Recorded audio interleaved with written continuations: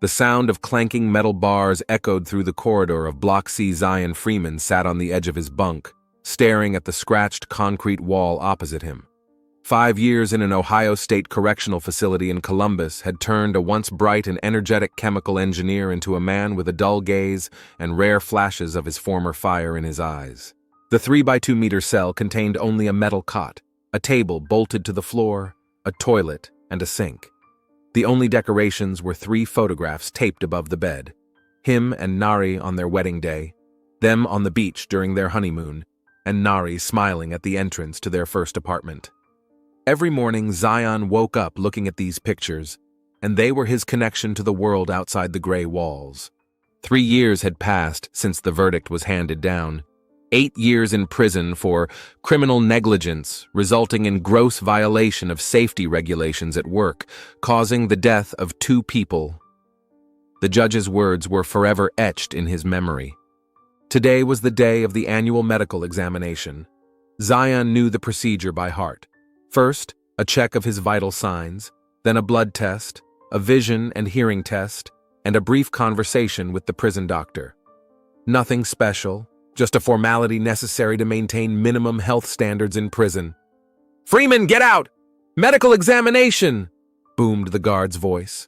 Zion slowly got up, straightened his shoulders, and walked to the bars. The guard opened the door and escorted him down a long corridor to the medical wing. The dim light of the fluorescent lamps gave the skin a sickly hue. The other inmates watched him go, some with curiosity, some with indifference. In the medical wing, he was met by Dr. Imani Devro, the prison epidemiologist. Tall, with short dreadlocks and a piercing gaze, she had only been working at the facility for 2 years, but had already earned the respect of both inmates and staff.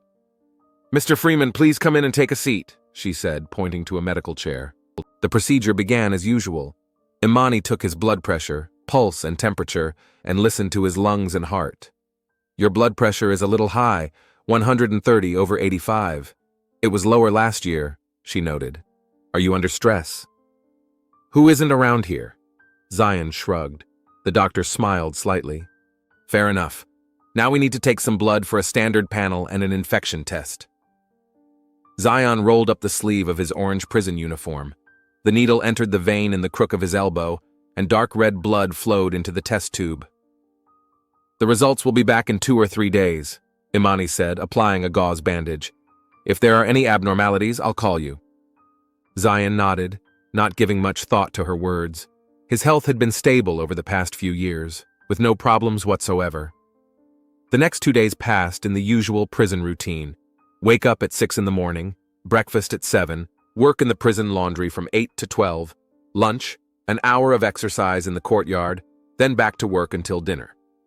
The monotony was interrupted by a note from the nurse. "Freeman, Zion, report to the infirmary tomorrow at 10 o'clock sharp." When the guard opened his cell the next day, Zion felt a slight uneasiness. A call to the doctor usually meant trouble. This time, Dr. Imani greeted him with a serious expression. She pointed to a chair opposite her desk, not the medical couch. "Mr. Freeman," she began, looking at his medical chart, "I have the results of your tests. I'm afraid the news isn't very good." Zion tensed, straightening his back. "What is it?" "Your blood shows the human immunodeficiency virus, HIV. The 5 letters fell like stones, shattering the reality around him. Zion blinked several times, trying to comprehend what had been said. "This is some kind of mistake," he managed to say. "I'm healthy. I feel fine." Imani shook her head. "We ran 2 different tests to rule out an error. The result is positive." Zion sat motionless, trying to process the information. HIV, a disease he knew only superficially, a deadly virus that attacks the immune system. Or was it no longer deadly? He had heard that there was now a treatment. What does that mean?" he finally asked. "Am I dying?" "Not necessarily," Imani replied in a calm, professional tone. "Modern antiretroviral therapy allows people with HIV to lead virtually normal lives. The virus can be controlled so that it does not progress to AIDS. We will begin treatment immediately." Zion nodded, but the information seemed to pass him by. One thought raced through his mind. How? How could he have been infected while isolated from the outside world? How? He cleared his throat. How could I have been infected? Dr. Imani folded her hands on the table. HIV is transmitted through blood, semen, vaginal secretions, and breast milk. The most common routes of transmission are unprotected sexual contact, sharing needles, and… She paused. From mother to child during childbirth. I don't use drugs, and I don't… He fell silent as the realization began to sink in. Last year's tests, were they negative? Imani opened the folder containing his medical history. Yes, a year ago the HIV test was negative. The world around him began to crumble, forming a terrifying picture.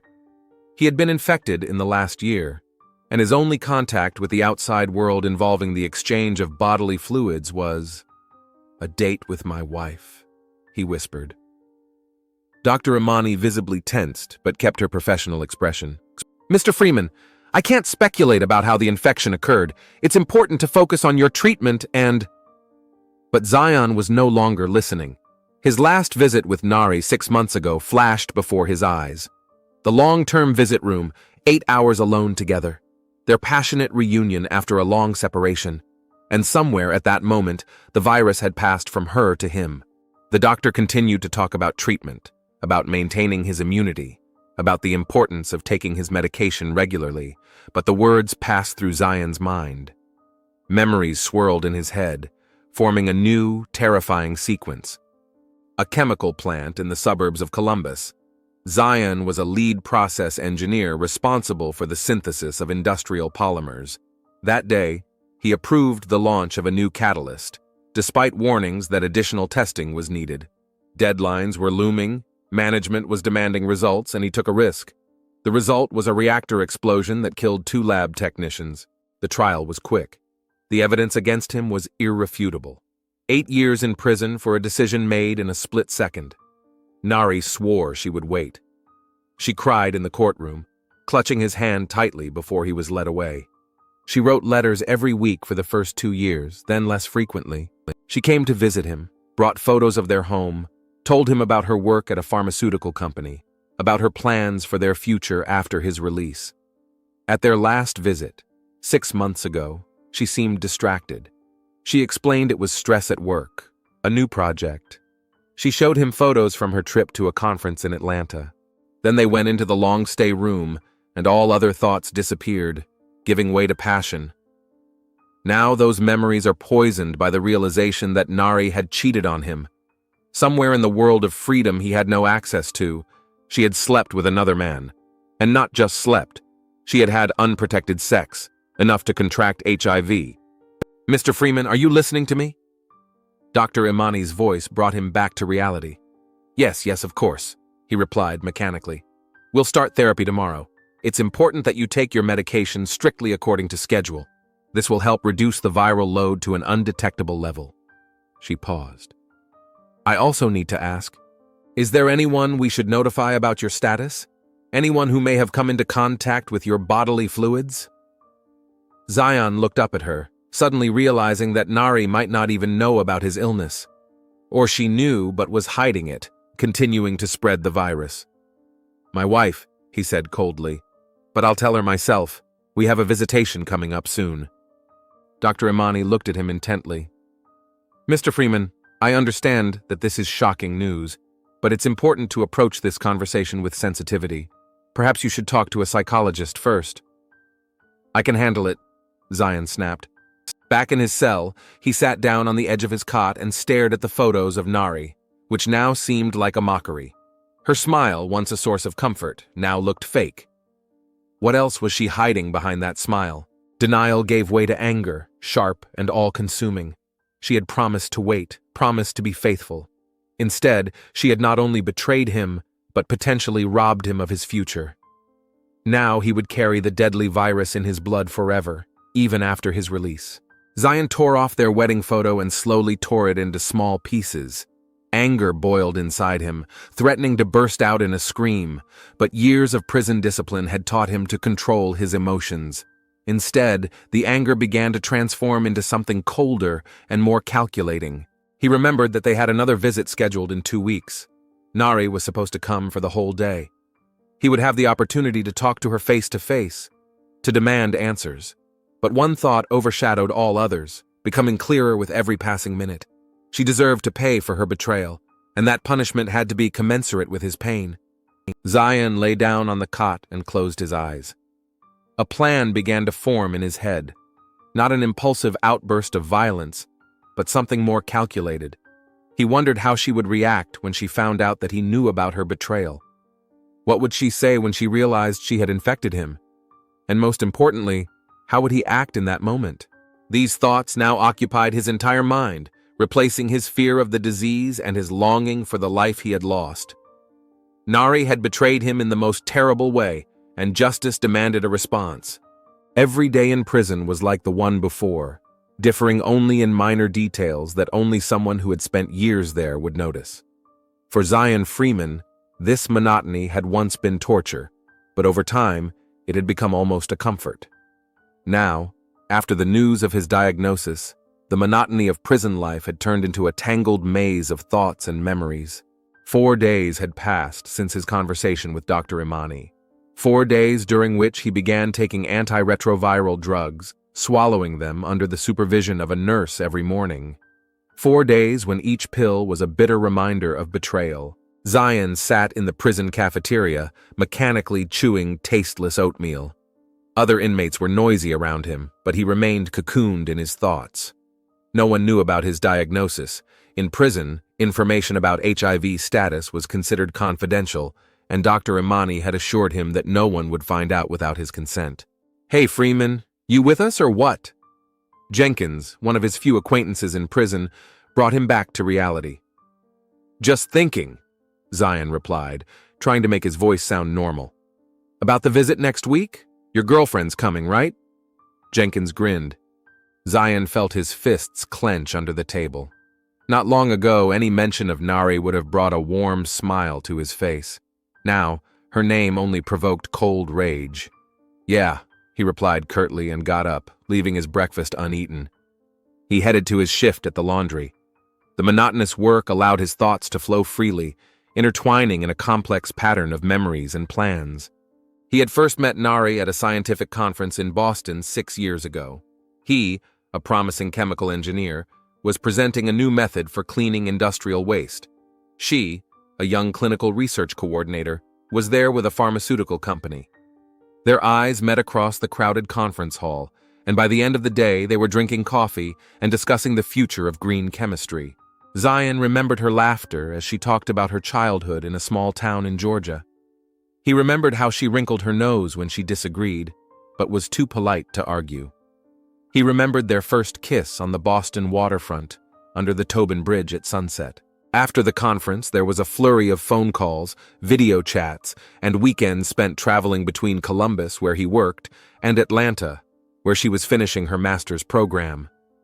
A year later, they were married in a small ceremony with close friends and family. Their life together was wonderful. They were both building careers, had bought a small house in the suburbs of Columbus, and were planning to have children in a year or two when Nari finished her research project. Everything changed on that fateful day at the factory. After the accident that took the lives of 2 people, their perfect world collapsed. The trial, the sentence, prison. The first year after his imprisonment was the hardest. Nari visited every week, wrote long letters, told him about her daily life, and how she was waiting for him to return. She was his anchor in a stormy sea of despair.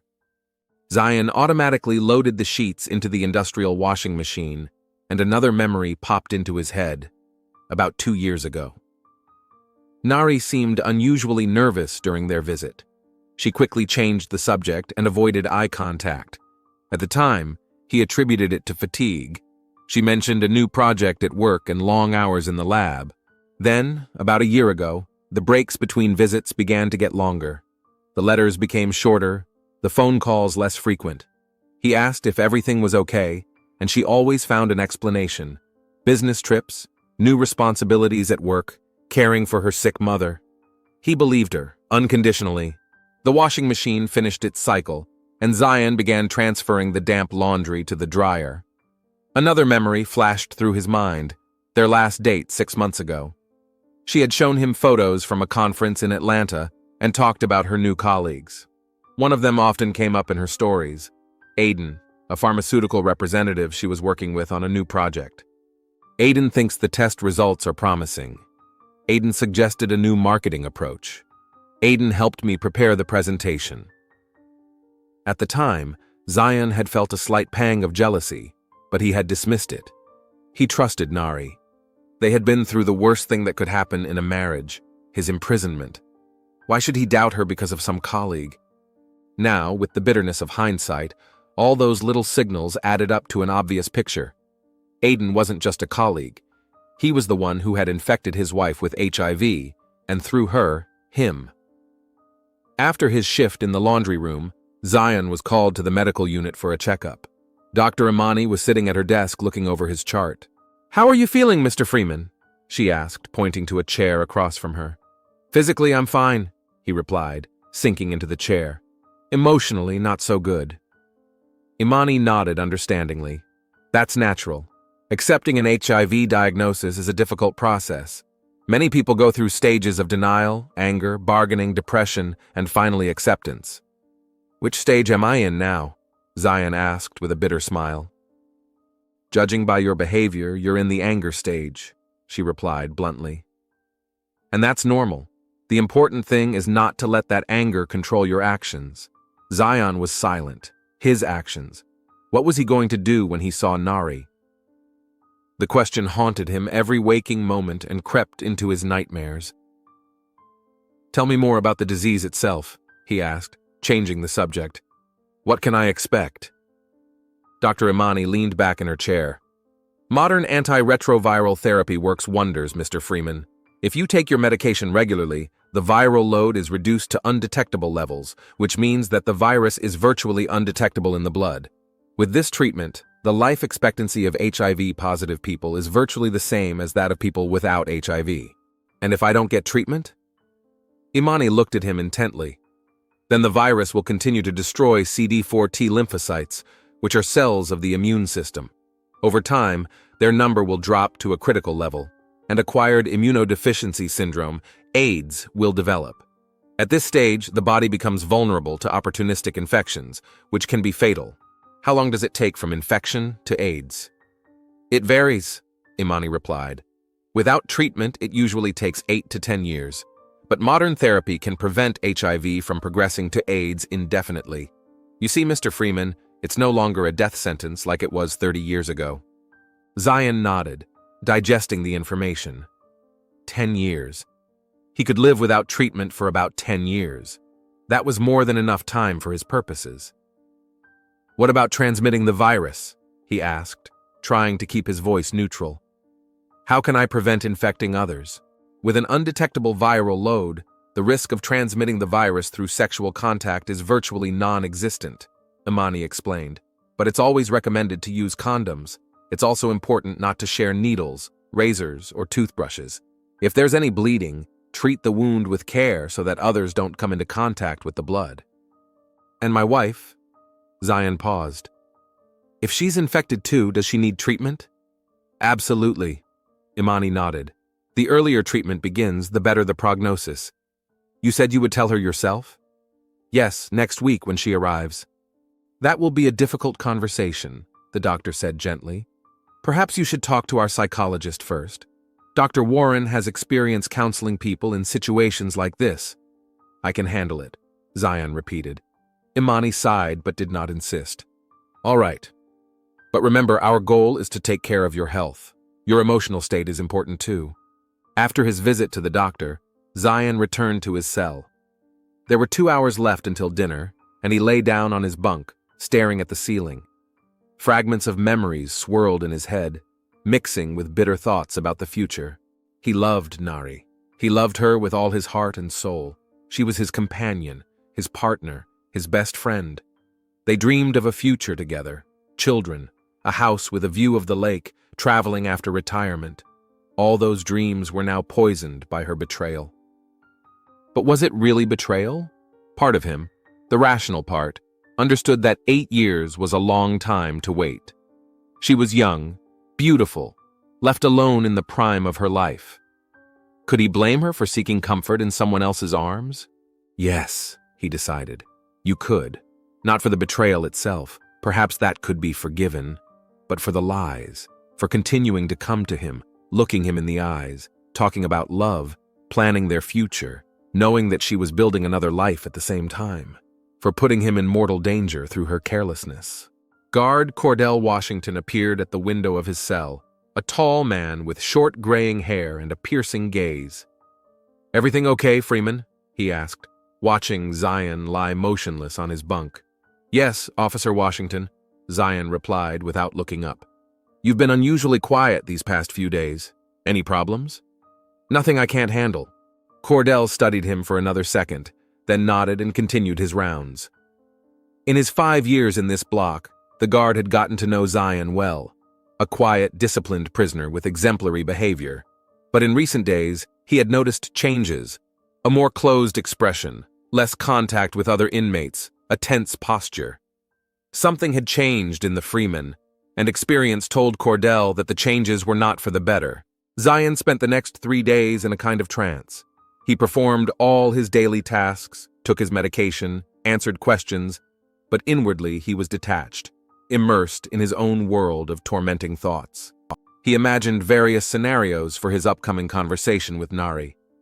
At first, he planned to accuse her right away, letting out all the anger that had built up inside him.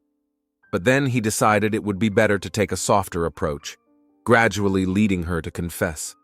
Let her tell him about her betrayal herself. That would give him a chance to see her true colors. In the evening, 4 days before their date, he received a letter from Nari. When he saw her handwriting on the envelope, he felt his heart sink. Her letters used to be a source of joy and comfort. Now every word seemed like a lie. "Dear Zion, I can't wait to see you on Saturday. I miss you so much. The last few months have been crazy at work. We finally launched a new clinical trial and I've hardly seen daylight, spending so much time in the lab. I have a surprise for you. I can't wait to tell you in person. I think you'll like it. Remember our dream of a house by the lake? I recently saw one for sale near Alum Creek. Maybe it'll still be on the market by the time you're released. I took some pictures and will bring them to show you. There's not much time left, sweetheart. 3 more years and we'll be together again. I know it sounds like forever, but we're already more than halfway there.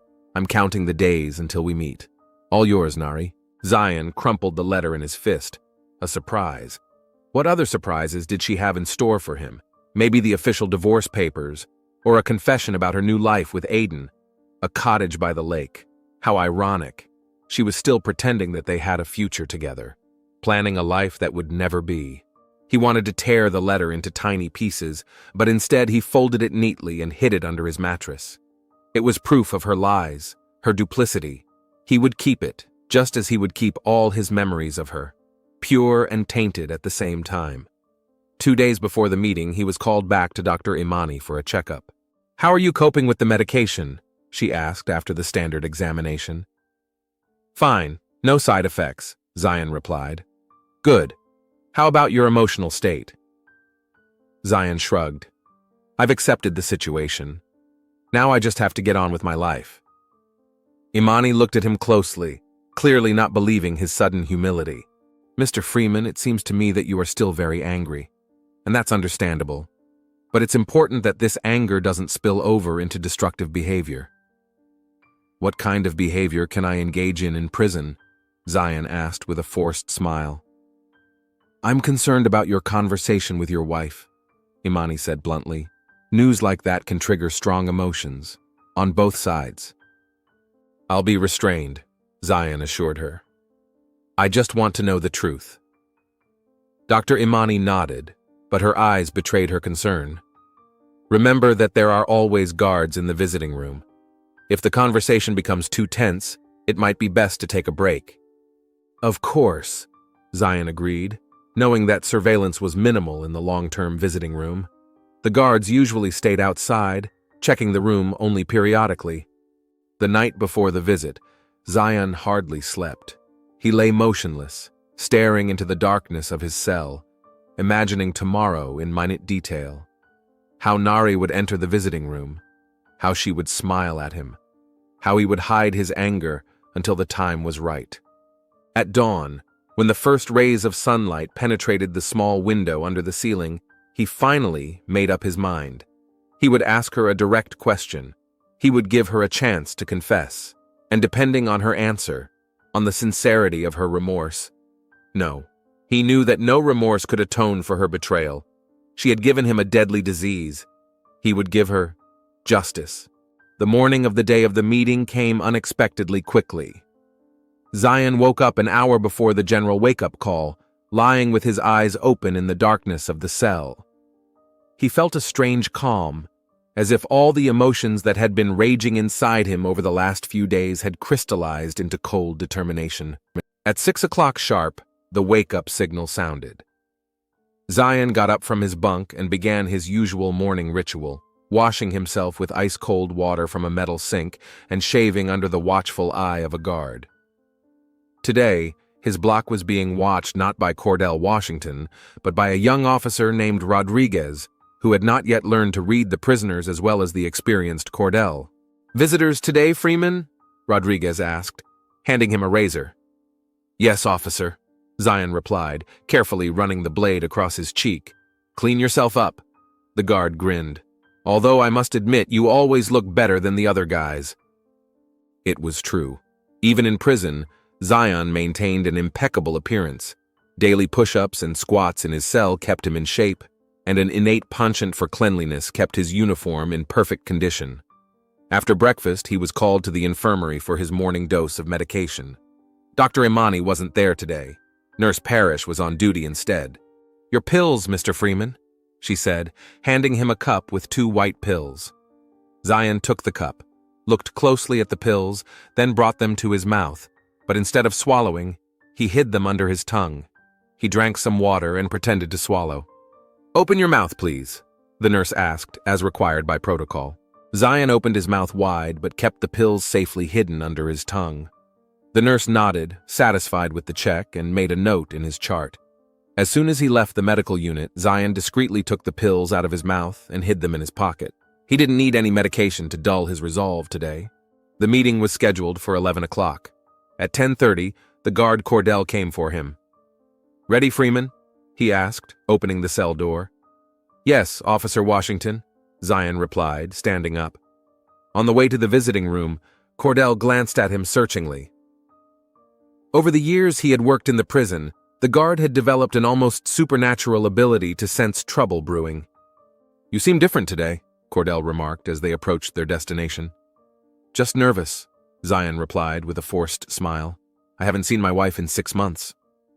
Cordell continued to study his face, then nodded. "Remember the rules. A brief hug at the beginning and end of the visit. Keep your hands where I can see them." "Of course, officer. As always." They approached the long-term visitation room, a small space with a sofa, a table, and 2 chairs. In the corner was a narrow bed separated from the main space by a thin screen. The prison system recognized the need for physical intimacy between spouses. "Your wife will be here any minute," Cordell said, pointing to the sofa. "Sit down and wait." Zion sat down, feeling his heart beating in his throat. The plan had seemed crystal clear all these days, but now that the moment of truth was approaching, he was once again overcome with doubt. Did Nari really deserve what he was about to do? The door opened, and she entered. Nari was beautiful as always. Her dark skin glowed with health, her eyes sparkled. She wore a simple blue dress that perfectly accentuated her figure. Her hair was styled in an intricate braided updo. She was exactly as he remembered her, and yet completely different. "Zion!" she exclaimed, rushing toward him. He stood up, and they embraced. A brief hug, as the rules allowed. But even in that brief moment, Zion felt his body react to her presence.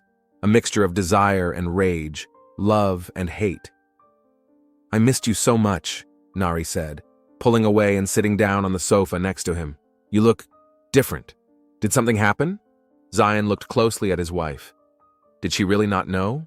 Or was she just playing it well? "I've been thinking a lot lately," he replied, trying to keep his voice sound normal. Cordell Washington was still standing in the doorway, watching them.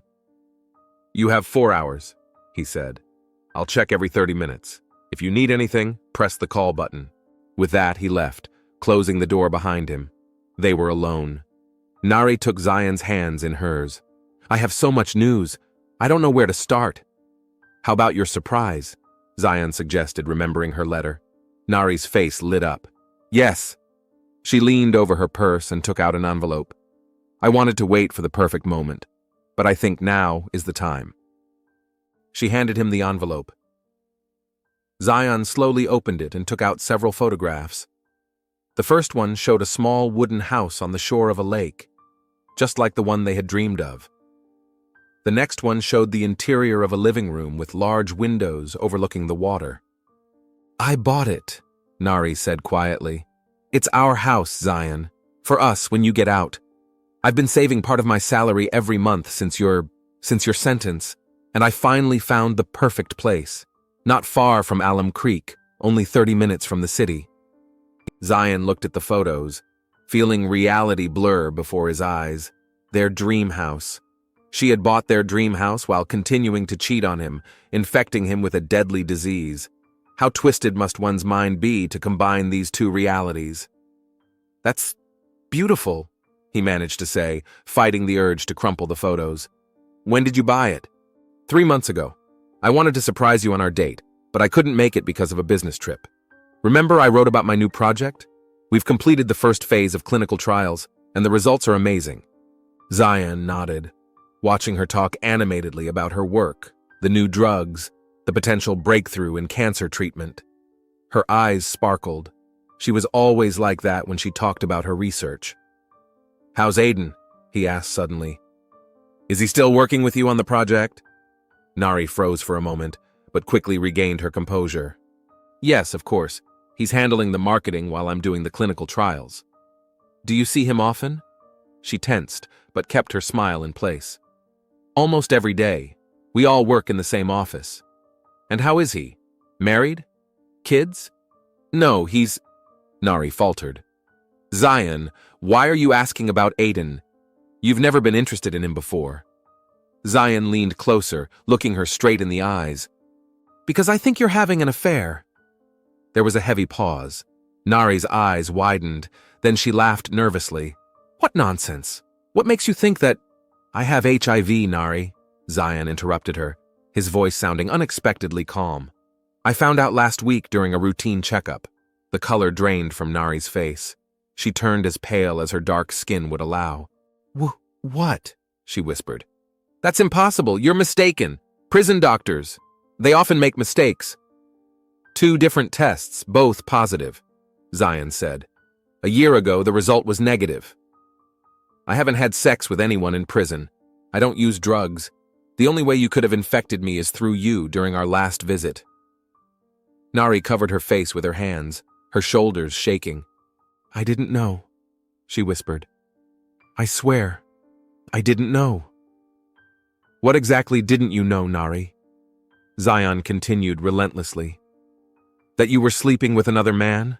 Or that you have HIV? She lifted her tear-stained face to him.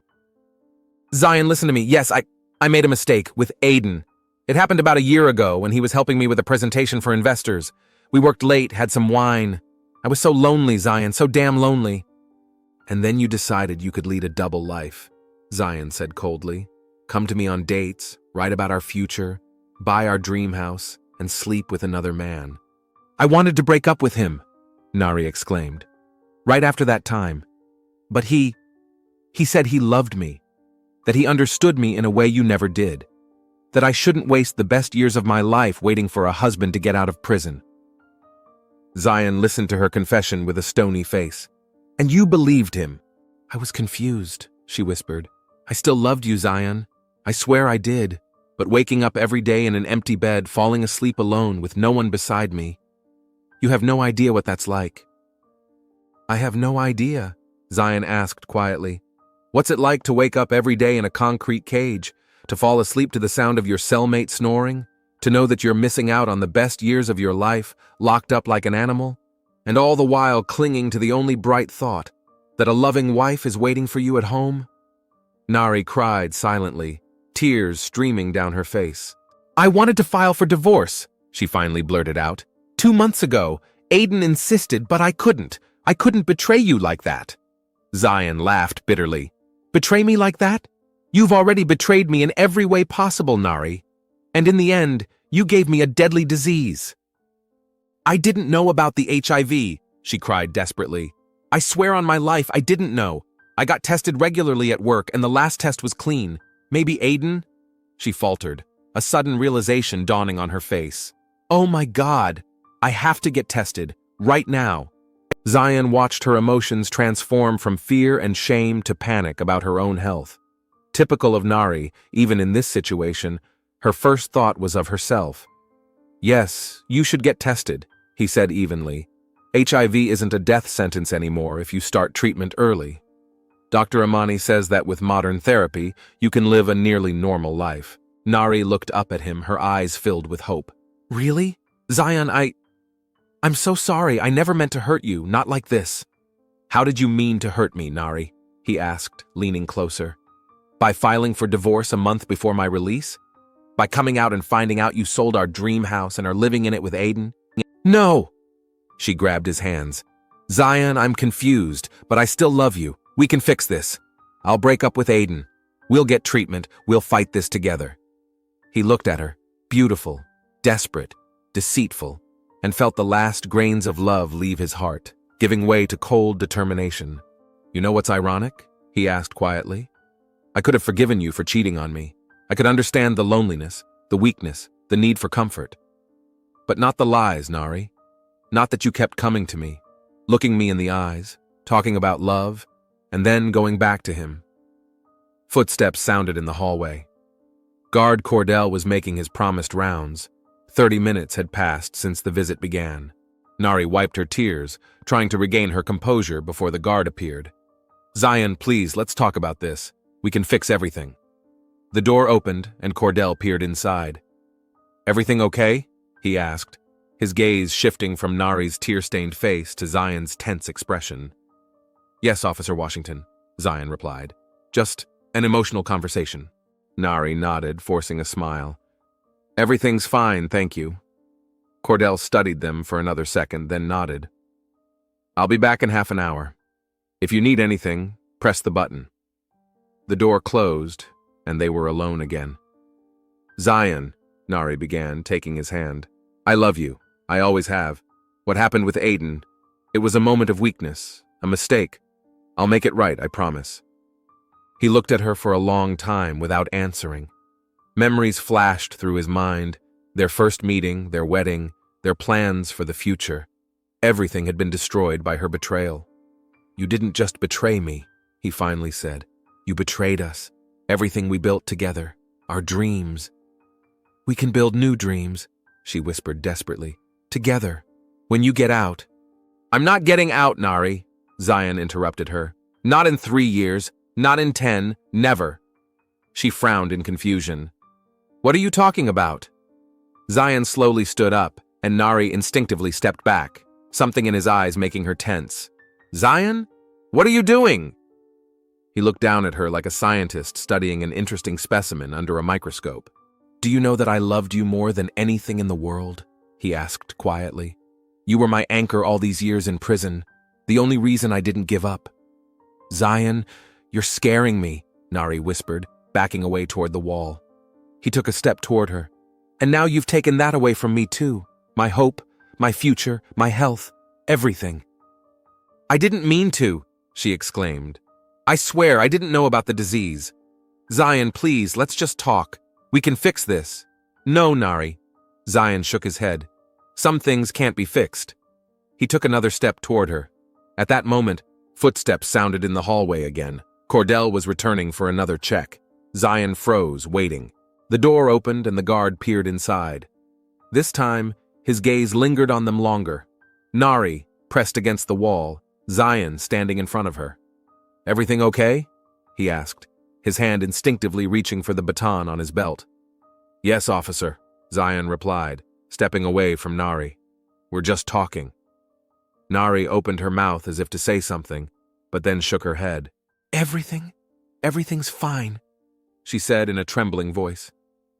Cordell studied the situation for a few more seconds, then nodded. I'll be nearby, he said, looking meaningfully at Zion. Very close. When the door closed, Nari rushed toward it. "Officer!" she shouted. "Wait!" But at that moment, Zion was already beside her, covering her mouth with one hand and wrapping his other arm around her neck from behind. "Quiet," he whispered in her ear. "Don't make this difficult." Nari's eyes widened in terror as she tried to break free, but Zion was stronger. Years of physical training in prison had made his body as strong as steel. With a smooth movement, he pulled her behind the screen separating the bed from the main part of the room. If Cordell looked through the peephole in the door, he wouldn't see them right away. "Zion, please!" Nari croaked when he loosened his grip on her mouth. "Don't do this. Think about us. About our future." "We have no future," Zion replied, tightening his grip on her neck. "You destroyed it with your lies." Nari tried to scream, but only a hoarse sound escaped her throat. Her hands clung to his forearm, trying to weaken his grip, but it only grew tighter. Zion watched as the life drained from her eyes. First panic, then despair, and finally resignation. Her body stopped resisting, her arms fell limply, and her eyes rolled back. He continued to squeeze her neck for another minute after she stopped moving, then carefully lowered her body onto the bed. Nari looked almost peaceful, if not for the unnatural angle at which her head was turned. Zion looked at his hands, the same hands that had once caressed her, embraced her, protected her. Now they had taken her life. He sat down on the edge of the bed next to the body and covered his face with his hands. There was no triumph, no relief, only emptiness. A cold, endless emptiness. Footsteps sounded in the hallway. Cordell was returning earlier than usual. Something in the prisoner's behavior had made him wary. Zion didn't move. It was over. The plan had been carried out. Justice had been served. The door flew open and Cordell froze in the doorway, immediately assessing the situation. "Jesus Christ!" he gasped, rushing to the alarm button on the wall. Zion sat motionless as the room filled with guards. He didn't resist when they knocked him to the floor and handcuffed him. He didn't say a word as they led him out of the visiting room and into a solitary confinement cell. The investigation was brief and inconclusive. Zion confessed and told them everything about his HIV diagnosis, his wife's infidelity, and how she had unknowingly infected him with the deadly virus. A medical examiner confirmed the presence of HIV in Nari's blood. Aiden Bishop was found and tested. He also tested positive for the virus. He claimed he didn't know his status, and he may have been telling the truth. Where and how he got infected remains unknown. The court found Zion Freeman guilty of first-degree murder and sentenced him to life in prison without the possibility of parole. Now he sat in a maximum security cell, a cramped space with concrete walls, no windows, and a narrow slot in the door for passing food. This is where he would spend the rest of his life. On a metal table bolted to the floor lay an envelope with photographs, his personal belongings that he had been allowed to keep. Pictures of the house on the lake that Nari had bought for their non-existent future. Zion stared at these photos for hours, thinking about the chain of events that had led to the tragedy. One bad decision at a chemical plant that had led to the deaths of 2 people. 8 years in prison. The loneliness of a young woman waiting for her husband. Her weakness, her lies. A virus passed on like a cruel joke of fate. And finally, his own decision to take the life of the woman he once loved more than anything else in the world. A chain of coincidences or the inevitable consequence of their characters and choices? Zion didn't know the answer. He only knew that he had paid the highest price for once trusting the wrong person. In the corner of the cell stood a metal toilet. On the tank were 2 white pills, his morning dose of antiretroviral drugs which he had not taken, and he had no intention of taking them again. If fate had decided that he was to die of this disease, then so be it. In his prison of concrete and steel, in the prison of his virus-ridden body, in the prison of his mind overflowing with memories, he had finally found a strange semblance of freedom. Freedom from hope, freedom from the future, freedom from love. Zion Freeman closed his eyes and let the silence of the solitary cell envelop him like a shroud.